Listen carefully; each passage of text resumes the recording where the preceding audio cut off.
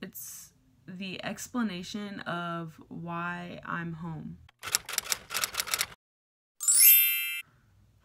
So this is gonna be a like serious sit down video, chit chat, whatever you want to call it. It's sad for me because the Navy was my dream, but I know that I can go back, so here's why I'm here. Last year, I was a senior in high school, and a Navy recruiter came to my school. I had thought about going into the military, but wasn't really sure. I had so much going on at home. I didn't know what I was going to do with my life, so I'd always had the military in the back of my head, wanting to be in the military and serve my country and just help other people. She talked to me and I agreed. I am not a physically active person, or I wasn't at the time. So going to boot camp for me was really hard. I went to MEPS and I was going into the Navy thinking, okay, I'm doing air traffic control, that's what I'm doing, that's all I want to do, nothing else. I went to MEPS and I was like, well, if I'm not getting air traffic control, then I don't want anything. I went to MEPS and I went through the whole process, everything, and I went to go pick my job. And I couldn't do air traffic control. All of those jobs were out of the picture because I have no depth perception.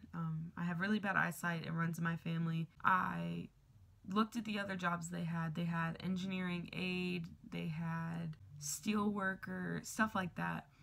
And none of the other jobs really popped out to me. And then I looked on the second page and I saw culinary specialist. Seeing that on there, I'd never thought of cooking in the Navy. Like, that wasn't something that I ever thought about. Like, obviously they need cooks, but come to find out it's more than just cooking food. There's finances involved, there's recipes, it's crazy. I swore in April and I was going into the Navy and I left for boot camp August 21st. So here's the part where I'm out of shape. I was not physically active at all. I didn't run, I didn't exercise. I mean, occasionally I would go to a Zumba class at my church, but that's the closest thing I came to physical activities. I would try to run and I could not find a way to enjoy running, so I just didn't do it. I was like, I was in the mindset that, oh, I'm just gonna go to boot camp and I'll run there. I'll build up my endurance there. bad idea if you're going to boot camp. Run 3 miles beforehand. I have a bomb summer. It was so fun. I got to spend it with all my friends and my boyfriend, and it was just fun. And then August 21st came around and I was freaking out, man. So I get to boot camp and I get in my division. I make a bunch of new friends. The first couple nights we stayed up until 3 in the morning, and I'm sitting here like, now I'm like, what were you doing, man? Like, sleep. my division was great. I was in Division 328. It was life-changing. For sure, to say the least, it was life-changing. I was missing my friends, though. I was missing my mom, my boyfriend. I was barely getting any letters. It's really hard not to have contact. I'm writing letters out, like, every single day. I'm writing a letter, and I send them all on Sunday. And to not get any back is kind of like, whoa, like, do you remember who I am? So my mental state started going down. I was getting, like, sadder and sadder. I get my wisdom teeth taken out. And that was kind of the turning point. I was SIQ for 2 days, which means in my rack all day, get up to go to the bathroom and to eat. That's about it. And the next day I was light limited duty, which means that I could do everything with my division. I just can't hard things, or I can't exercise or any of that. A few days later, I get pink eye. And of course, I was like, wow, I was just out, and now I'm going to be out another day for pink eye. And then a couple days later, I get an upper respiratory infection. So I'm sick as a dog. It's hard to watch your division doing things, learning things, going places, and you just have to stay in your rack and do nothing. That's hard. My RDCs put me on ship staff. For me, needing that extra physical activity, being on ship staff was not where I should have been. My first RDC told me that he put me on ship staff because He wanted to make me more confident in talking with higher ranks and learning everything. So I was terrified because here I am on ship staff. I already can barely run for 2 minutes without freaking out and hyperventilating. I didn't know how to control my breathing. I didn't know how to do any of that. So being on ship staff, I would miss a lot of PT. So that didn't even help me at all. After I missed all that PT, my first 2 PFAs, I'm sitting here like, oh crap, what am I gonna do? Like, I have one more try. I have my final PFA. I have to pass it. There's no failing it. I go to do my final PFA and I fail it. When you fail your final PFA, they don't send you home right away. You have one more retake the next day. I failed that one. I was ASMO'd into a new division that was 4 weeks behind the division that I was in. There was a couple other girls with me that didn't pass their PFA either. So we get into Division 006 and it is completely different. The RDCs are so laid back compared to my last division. I'm like, what is this even boot camp? We make a few friends. We get involved in the division. We're able to help them in a lot of ways. It's good, and I feel like I'm doing good. And now I already got my teeth pulled. I'm good.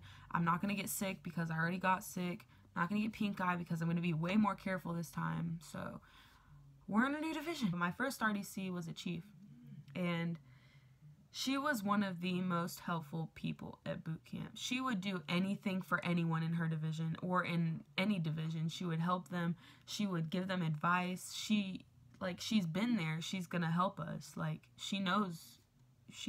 I respect her so much because she's been through the struggle. She told us that she failed her swim qual, and she was, every single day she was going to and from the pool, and she worked her hardest to pass boot camp because of that swim qual. But obviously she did. She's a chief now. She helped us because every single Saturday morning we would go to the running clinics, and that's for people who are potentially going to fail their PFA, or if they already failed it because of the run and they are in a new division. And I'm running and I'm doing really good. I'm like meeting my standards. I'm doing great. I'm like, okay, I don't have to worry about ship staff. I'll have all my PT. I'll be good. I'll be great. The second day I was in this division, chief calls us into the fishbowl, and she says, "You were on ship staff. Are you kidding me?" Like, I had tears in my eyes. I was like, Chief, I was on ship staff in my other division, and that's the sole reason why I couldn't meet the standards, because I just missed so much PT. And she was like, well, we can talk to the officer of the deck at the time during ship staff, and we can, if we're doing PT, then since you already failed your PFA once, then we can get you into it. That was not the truth. Time to do our PT, and I have ship staff, and they say, nope, you gotta go do ship staff. That's a priority. So I'm sitting here like, are you serious right now? Really? So in both of my divisions, I'm on ship staff. I guess I'm good at ship staff or something. I was starboard watch, so I got to write the watch bills. Great. You gotta be kidding me, God. Why are you putting me in this situation, God? Why? I don't know what I'm gonna do now. I'm gonna miss all my PT again, and I'm just gonna be in the same boat. Every Saturday morning, me and a couple other people would go to the running clinics, and we would run, and I would feel so confident, like, okay, I'm doing good at the running clinics. I'm gonna pass my PFA. It's all gonna be good. It's all gonna be rainbows and unicorns. Nope, that's not what happens. Reality kicked in. It's different at the running clinics. You run with music at the running clinics. You have other people, like, giving you confidence and saying, oh, you can do this, don't give up.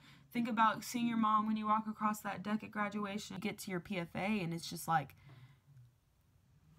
a room, like a big gym with like a bunch of people running on one track, and you're sitting there like, oh my gosh, this is a lot of people. We would have mock PFAs as well every week. On my last mock PFA before my final PFA in my new division, I felt a pain in my legs, but I was just like, I'm just gonna keep running through it. It's whatever. They always tell us, run through the pain. It's temporary pain. That's what they always told us. It's temporary pain. You'll feel better afterwards. And the pain doesn't go away. So I'm sitting here running. I'm in tears. Like, my legs are killing me. I got my breathing down, so that's good. We go back after our mock PFA, and I asked my petty officer, I was like, Petty officer, can I go to the doctor? My legs, this isn't normal. and she was like, I don't care. Do what you want. so I get a pass and I go to sick call. So we do x-rays, and turns out it's stress fractures. I have stress fractures in both of my legs. The doctor's like, you can't run with stress fractures. You're running the risk of breaking your leg. So I'm like, you're kidding me, right? He was like, I mean, I can keep you on leg rest for 8 to 12 weeks, keep you here, and then you can go back into a division and do it again. and I'm sitting here like, I'm not staying another 8 to 12 weeks. I've already been here for 12 weeks. I'm not staying another 8 to 12 weeks. Nope, not happening. No cigar. the sick call doctor puts me on crutches, and I'm SIQ again. Well, here I am on crutches, need someone to help me get my food. There's someone helping me for everything, and I'm just like, dude, I can walk. I just can't run. I have to stay on the crutches, though, because that's the doctor's orders. So I'm on the crutches, and I have my appointment. That was on a Friday, and I had my appointment that Monday. I prayed about it. I was thinking about, like, what can I do, man? Like, what am I going to do? I came up with a solution. The doctor can make me fit for full duty to do my final PFA. But when I do my PFA, if I feel pain in my legs, then I'm not going to finish. That's exactly what happened. I went up to one of the corpsmen and I was like, my legs are killing me. My doctor told me that if my legs start to hurt, that I need to stop running and just fail the PFA. And since I was already asthmaed for failing my PFA before, and this would make me get asthmaed again for failing my PFA, I was separated from the Navy. I couldn't help it. I was injured. It is what it is. I mean, it's nothing I can change. I already got my chances. I went to this place that the Navy doesn't tell you about. Your recruiters don't tell you about it, but it's called SEPS. It is the most unproductive place I have ever been in. All you do all day is eat, color, you can write letters, you can draw, and then sometime throughout the day it'll be hygiene and you could take a shower. It's depressing. It really is. You're sitting in there waiting for the captain of Recruit Training Command to sign your paperwork saying that you can go home. It's like holding candy in front of a little kid, but their arms aren't long enough to reach it. You're just sitting there with nothing to do. But what SEPS is supposed to do is supposed to help you transition back into a civilian. They do a really bad job at doing that. I made some really good friends. I'll put pictures like here and here or something. But I met Sarah and Ashley and Grace and a lot of other people. We're all sitting there waiting for our departure dates to go back home, and I finally got mine, and I came home December 1st. I had a flight from Illinois to Atlanta, Georgia, and then from Atlanta, Georgia, here to Pensacola. It was the longest flight ever, it felt like. It was only a few hours, but it felt like forever because I was like, oh my gosh, I get to see my mom again. This is fixing to be great. I get to see everyone. I get to see my boyfriend. I get to see my grandparents. I get to see my mom. I get to see my dad. I'm calling my mom in the airport. I'm like, Mom, I'm going to be home in 2 hours. Oh my gosh. Not knowing is the hardest thing ever. Not knowing what's gonna happen, not knowing what you're gonna do when you get home, not knowing if you're gonna be able to re-enlist. It sucks. But thankfully I was allowed to re-enlist. So it is February now and I can re-enlist in June, but I made the decision that I'm not going to Recruit Training Command in Illinois in the summer, because even though it's way up north, it gets hot. I was there from August until December, and August, September was hot. So I decided that I'm going to go sometime in October. Being home made me realize how much God has given me, how much I appreciate Him for what He does, because this is all part of His plan. Now I'm back at my church and I'm doing worship with an amazing worship team. I love them so much. They're family to me. We get to sing on Wednesday nights and on Sunday mornings, and it's so great to have that bond with someone. A lot of emotional things happened since I've been back. I know it's only been a few months, but a lot of stuff has happened since I've been back. But right now with life, I'm just doing what God wants me to do. I'm doing what He's telling me to do. I'm trying to make every aspect of my life about Him and giving Him all the glory and all the honor. I'm working on my faith. I'm so much stronger in my faith now than I have been in a long time.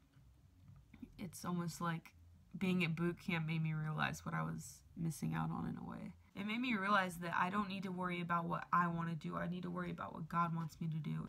So everyone that's asking me, are you in the Navy? Are you in the Navy? Are you in the Navy? Yeah, it's complicated. I hope you guys enjoyed this little sit-down chit-chat. I'm sorry if it was boring, but it needed to be done. Subscribe to my channel and like this video. I hope you guys have a great day, and thank you for sitting down and listening to me babble. I'll see you guys in my next video. Bye!